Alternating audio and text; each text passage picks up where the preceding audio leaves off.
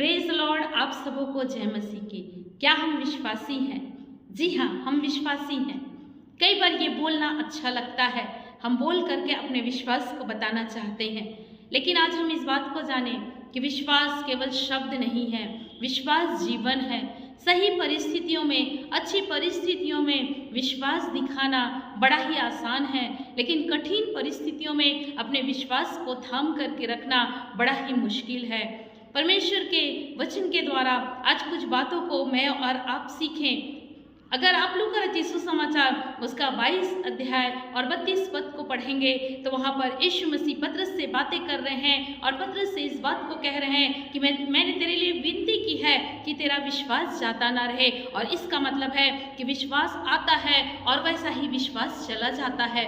और इसलिए मेरे प्रियो, विश्वास के कर्ता अर्थात यीशु मसीह के पास हमको रहना है और प्रतिदिन प्रार्थना करना है कि हमारा विश्वास जाता ना रहे। मेरे प्रियो, यदि परमेश्वर के वचन में आप पहला तीमोथी उसका 6वां अध्याय और 12 पद को पढ़ेंगे तो वहाँ पर परमेश्वर का दास पौलुस इस बात को लिखते हैं कि विश्वास की अच्छी कुश्ती लड़। और यहाँ पर सिर्फ कुश्ती लड़ना नहीं कह रहे हैं, लेकिन अच्छी कुश्ती लड़। और हमारी लड़ाई शारीरिक नहीं है, लेकिन हमको विश्वास को पूरी रीति से थाम करके रखना है ताकि विपरीत परिस्थितियों में हम अपने जीवन के द्वारा यीशु मसीह पर विश्वास को हम दिखा सके।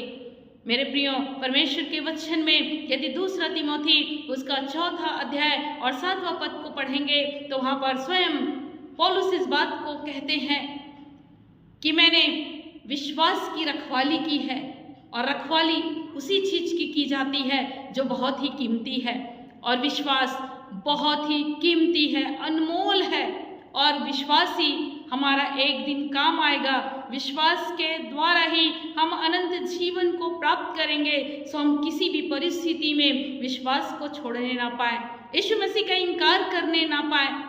वचन तो पहले ही कहता है कि कठिन समय आएगा, लेकिन इन कठिन समयों में ही हम अपने विश्वास को पकड़ें, विश्वास का जीवन जिएं, हमारा विश्वास जाता ना रहे। हम विश्वास की अच्छी कुश्ती लड़ें, हम विश्वास की रखवाली करें और एक दिन अपने यीशु से मुलाकात करें। परमेश्वर आप सबों को इन शब्दों के द्वारा, इन वचनों के द्वारा आशीष दे।